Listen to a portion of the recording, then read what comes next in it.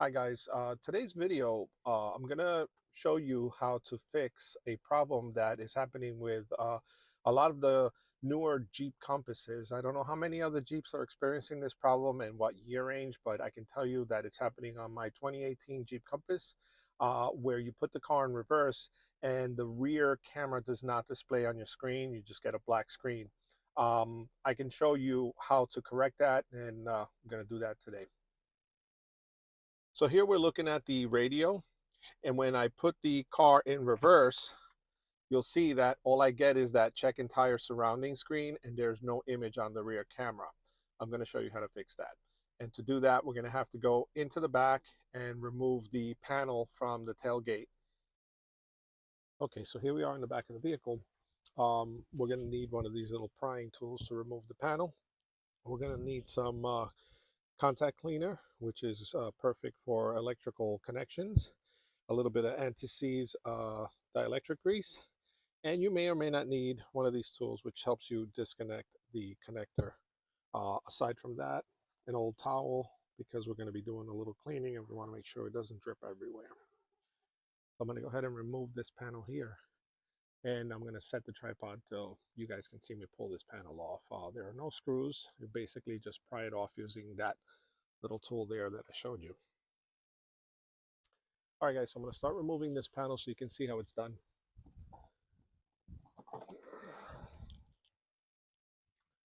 You want to find an edge here that you can get the tool started on this side.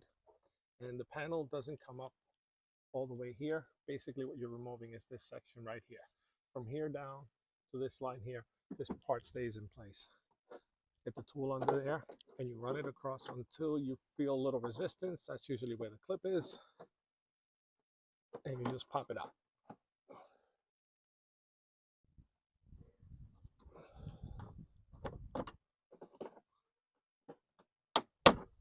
There you go. Just to get it started.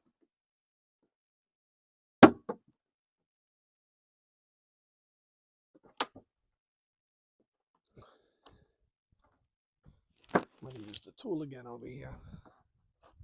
It's best to do this when the weather is warm outside because you minimize the number of clips you're going to break. If the weather is cold, these clips tend to get a little brittle and you'll tend to snap them. Okay, this is what's holding me up here. Sorry, guys.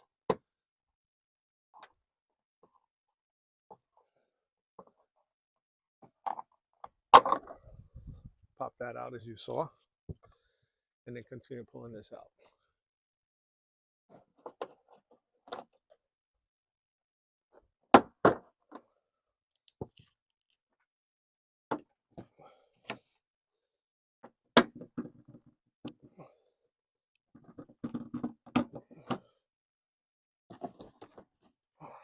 Pull these from here.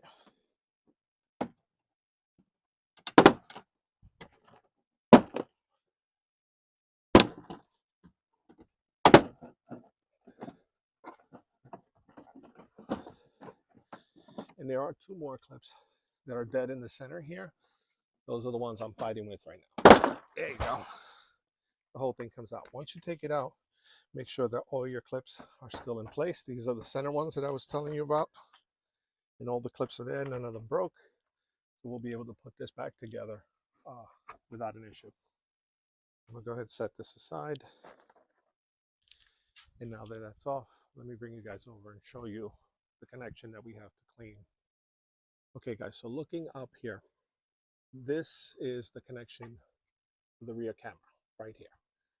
As a reference point, you can use the rear wiper motor, and just to the left side of it as you're looking up, that is the connection for the rear camera. And the problem is right here. This connection loses contact. If you look at how loose, let me get in there, see how much wiggle that has. Is not a tight fit. So my theory, and I don't know that this is it, but it makes sense. My theory is that the constant slamming of this tailgate as you're closing it every time, over time, this connection here gets a little loose and it doesn't make a contact and causes the camera not to work. So what we're gonna do is we're gonna go ahead and push this little tab here and pull it back. Now I'm gonna show you that tool that I have, because some of these can be kind of tight, how this can work to your advantage. You don't need this, but it's nice to have because you set the tool there. See that? That'll push the tab in and pull it up. See how easy this is? Let's do it again. All right, so this connection is all the way in, right? Again, you take this tool with it's got a flat side and a pointy side. Flat side on the back, pointy side where the little pin is, you little squeeze and pull up. And that's how easy it is to remove these connectors with this nice little tool. And I'll share the link for this. I got it on Amazon. I can share the link for this in the description below. So now that we have this connector off, all we're going to do is we're going to go ahead and clean those contacts up. Clean the contacts up here. Just put a little dab of dielectric grease in there and put it back together. We're going to use this contact cleaner right here, WD-40. You can grab this at your local auto parts or even Home Depot sells it.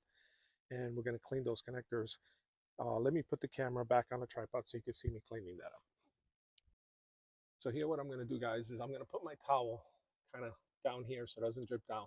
And with this contact cleaner, I'm going to go ahead and spray this connector here. And the towel's collecting everything that drips down.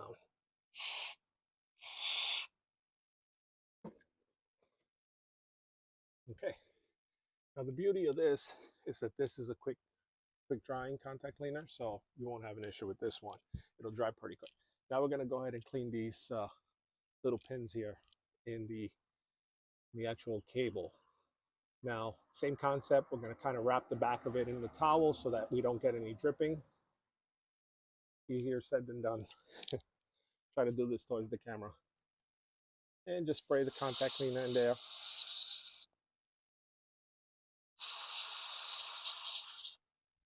Okay. And that's it. Now, if you look, a little cleaner, okay? And we'll be putting it back together. It's that simple. It doesn't take a whole lot of work to clean this. I'm going to just give it another shot. I just want to make sure it's nice and clean, but I'm pointing it away from the camera because I don't want it splashing back and getting all over the camera here. That's it. Now we're just going to let this dry for a minute. It dries pretty quick, but I just want to make sure it's nice and dry before we put it back. And I'm just going to put a small dab of dielectric grease on there, which I have right here. Just get a little bit on my finger. I don't need a whole lot. There we go, guys. That's pretty much all we need. Just going to dab it on here. That's it. Don't need a whole lot. And let me clean this off. Find a little rag here. Okay.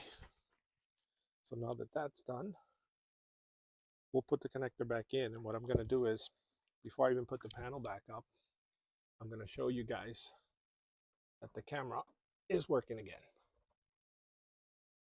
You want to push it in until it clicks. Give it a little tug. Make sure it's on there. And let's go check out the camera. Make sure it works. Okay, so here we are back in the car. Now, mind you, I left the gate open, the tailgate open. So you may just see the sky when I put this in reverse. So here we go. Let's see if that worked.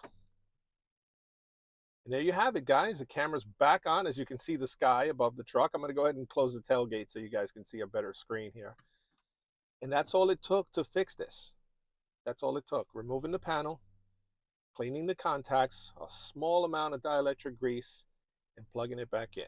That basically says that the problem persists in the actual connection and the constant slamming of that tailgate. So if you have this problem, don't take it to the dealer. Don't let them replace the radio, which is usually what they want to do. Just go ahead and remove that panel, clean it up, put it back together, and your camera will be working again. Okay, so I've gone ahead and closed the tailgate now. So let's launch that rear camera one more time. And there you have it, guys. It's working perfectly. I hope this video helps. And if it did help, and if this is a problem you have, please go ahead and leave that comment down below. I want to know how many people have had this problem and how many people I was able to help. So guys, I really appreciate that you have checked out this video. I hope it was very helpful for you. I hope you continue to subscribe, and I hope you share this with other people. It is, your subscriptions to my channel that help me grow my channel and do more DIY videos to save you some money and show you how to do it yourself. So now let's get back there and put the panel back on. It's really simple. All right, so popping the panel back on is probably easier than pulling it off. It snaps right in. So in here we have the panel. Make sure you have it oriented properly. As I mentioned earlier, make sure that all your little plastic pins are in place. It does have these pins here to help you center it. Where it goes, it's got one on each side. So it's just a matter of lining it up and snapping it in.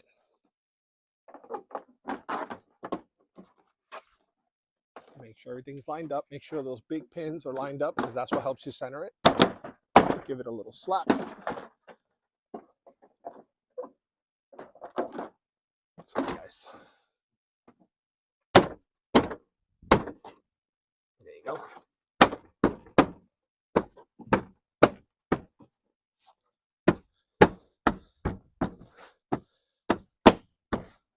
Remember, you had two pins that were here in the middle, so you want to make sure you kind of hit it right about here on both sides, and you'll usually hear them snap in, which I've already done. And that's it. And then you check it all the way around. You can tell it's nice and snug back in its place. And the last piece you're going to put in is the little grab pocket, whatever you call this thing. It basically just snaps right in there. And that's it. You're all done, guys. Oh, wait a minute. This feels a little loose here. There it goes. I had one loose there. So there you have it, guys. It's that simple to fix the problem. Don't take the truck to the Jeep dealer. Fix it yourself. Please give me a thumbs up if this video was helpful. And I'll see you on the next video.